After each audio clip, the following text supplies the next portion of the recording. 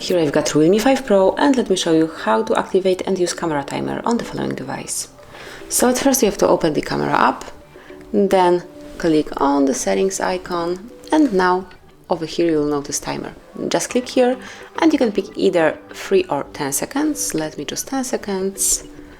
And as you can see, now the picture will be taken with 10 seconds delay. You will see the countdown. As you can see, it's heard and also seen.